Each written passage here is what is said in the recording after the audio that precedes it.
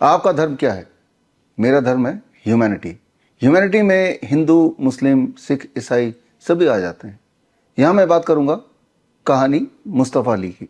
मुस्तफ़ा अली 5 साल 2 महीने का ऑटिज़म का पेशेंट। मुस्तफ़ा अली के पेरेंट्स ने अलग अलग हॉस्पिटल में जाके बहुत कोशिश की कि मुस्तफ़ा की कंडीशन थोड़ी सुधर जाए। नहीं सुधरी। मुस्तफ़ा अली के पेरेंट्स मेरे कांटेक्ट में आए, क्योर ऑटिज़म नाव के ग्रुप से जुड़े और कुछ ही दिनों में neem therapy, DIP right protocol, zero volt therapy अपनाया और मुस्तफ़ा अली ना केवल पूरी तरह ठीक हो गए, बल्कि मुस्तफ़ा छोटे से बच्चे ने यह साबित कर दिया कि हिंदू मुस्लिम भाई भाई। इसी वीडियो में आगे सुनिए मुस्तफ़ा के अब्बू क्या बोल रहे हैं। मैं मुस्तफ़ा अली का पापा बोल रहा हूँ। हम महाराष्ट्र के सोलापुर जिले में सांगोल तालुका में महिम गांव है हमारा छोटा सा। उस गांव में हम रहते हैं। हमारा 5 साल का बेटा है मुस्तफ़ा अली।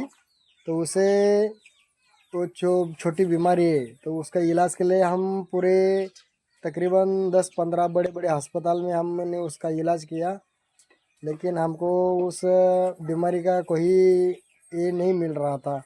उसको ठीक होने का कोई नाम ही नहीं हो रहा था। लेकिन कुछ मालूमात होने के बाद ये बीआरसी का जो हमको मालूम हुआ, तब से हमने बीआरसी का जो ग्रुप है उसको ज्वाइन कर दिया।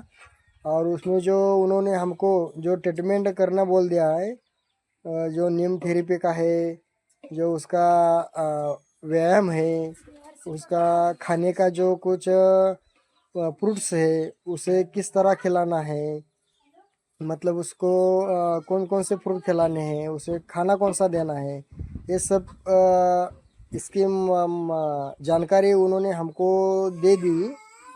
तो उस जानकारी के ये करके हमने उसको ट्रीटमेंट देना शुरू कर दिया। उसका खेलना है, उसकी बात करने की जो तरीका है वो अलग हुआ है। और जो वो पहला खेलता था यानी कि चलता था, इधर से घूमना है, तो उसमें जो लड़खड़ाना था सो अभी पूरा बंद हो गया है।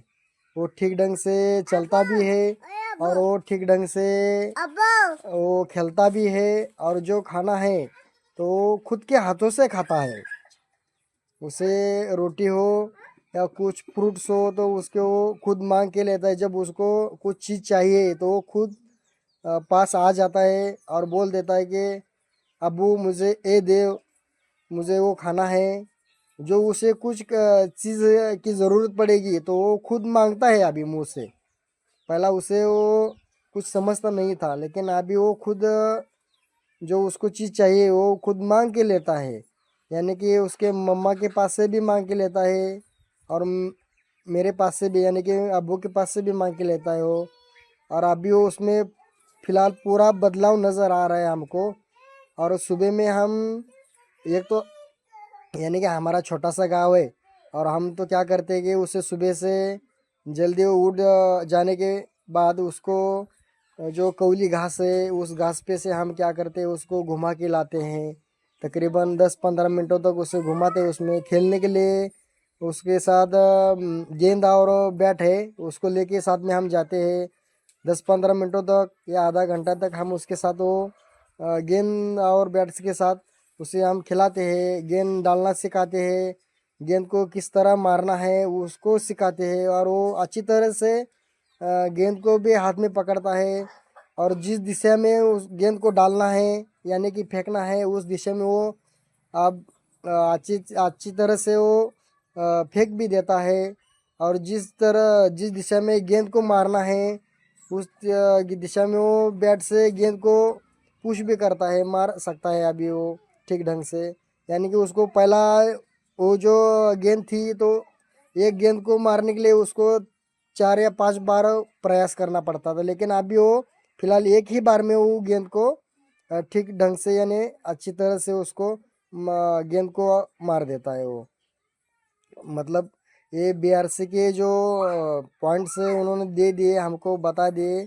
जो ग्रुप में जो हमको जानकारी मिली है ये बहुत ही कमाल की जानकारी थी। उस जानकारी की वजह से हमारे बच्चे में पूरे तरह से यानी कि 100% यानी कि 1001 से 1% उसमें पूरा बदल आ गए हैं। हम बहुत दिल से शुक्रिया अदा करना चाहते हैं ये इस ग्रुप में जो हमको नमिता मैम है और जो बड़े डॉक्टर साहब है, उन्होंने बहुत ही हमको इम्पोर्टेंट बात हमको बोल दी कि उस तरह से उसके उन दोनों के वजह से हमके बच्चे में पूरा बदलाव नज़र आ गया है।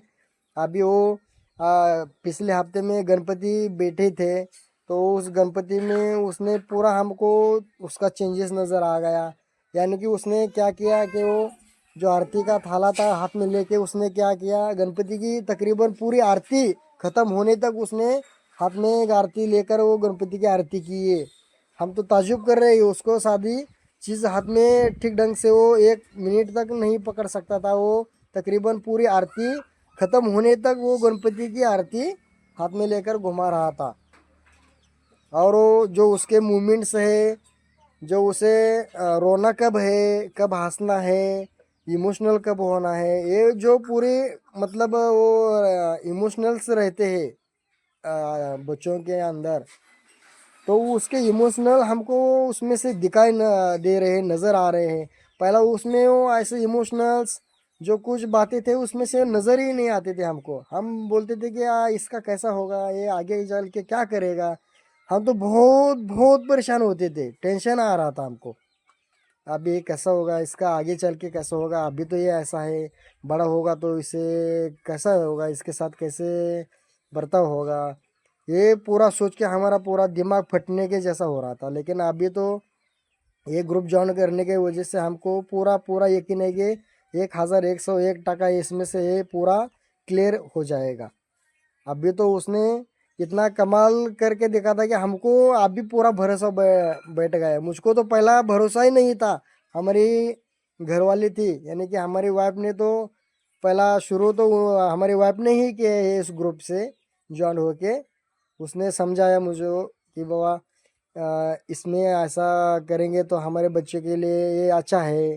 तो मैं उस पर ध्यान नहीं देता था, उससे बोलता था तुझको जो करना है सो कर ले, मुझको कुछ मत बता, मुझको टेंशन आने का। क्योंकि वैसी कंडीशन ही थी ताकि हम 15 या 20 अस्पताल हो गए, बड़े बड़े अस्पताल में जाके हमने उसका इलाज किया है, लेकिन एक ही डॉक्टर ने हमको नहीं बोला कि बाबा इस बच्चों को ये बीमारी की किस वजह से होती है, किस कारण इसको ये बीमारी का मतलब वो स्ट्रोक बैठता है, उसको झटका आता है। लेकिन हमने खुद ही उसको बच्चों को उसमें थोड़ा सा ये करके देखा तो कि उसे कौन सी चीज़ से एलर्जी हुए, मतलब उस कौन सी चीज़ से उसे बीमारी का झटका आता है। हमने उस पर ऑब्जर्वेशन करना शुरू कर दिया और धीरे धीरे से हमको पता चल गया है कि उसे सर्दी है।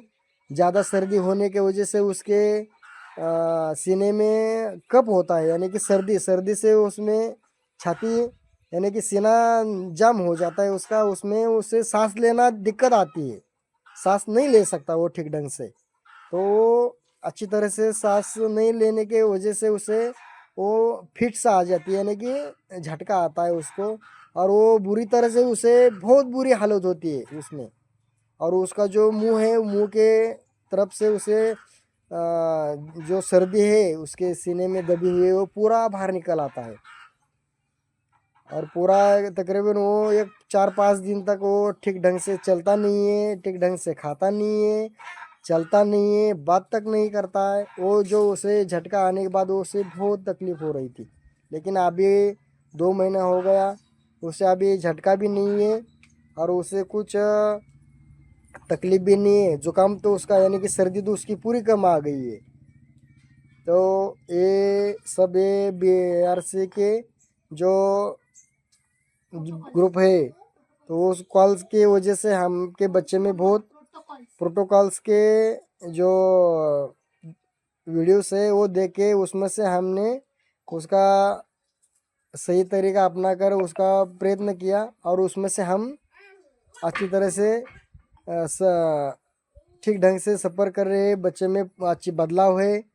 और सबसे पहले तो ये नमिता मैम और बड़े डॉक्टर साहब का हम धन्यवाद करेंगे, खुद से शुक्रिया अदा करना चाहते हैं। और गणपति तो हमारे लिए बहुत ही बड़े विघ्नहर्ता बन के आए हैं इस साल।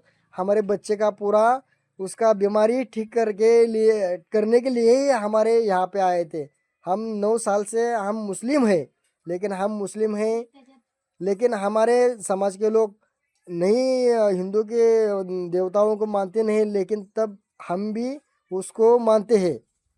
हम उसको कभी एक नहीं करते कि हम गणपति को नहीं बैठाएंगे, ये करेंगे, लेकिन हम वैसा नहीं करते। तो खुद हमको गणपति का प्यार है, हम गणपति को बहुत प्यार करते हैं। तो हम बड़े प्यार से बड़े उत्साह से हम गणपति को 10 दिनों तक गणपति की सेवा करते हैं।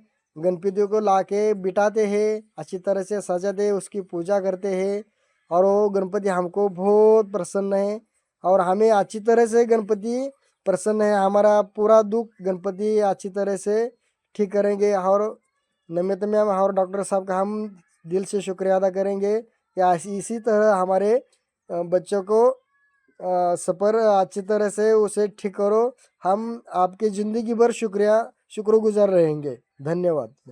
बड़ी से बड़ी बीमारी का आसान से आसान इलाज घर बैठे ही हो सकता है। अधिक जानकारी के लिए कांटेक्ट करें नियरेस्ट डॉक्टर BRC clinic@home।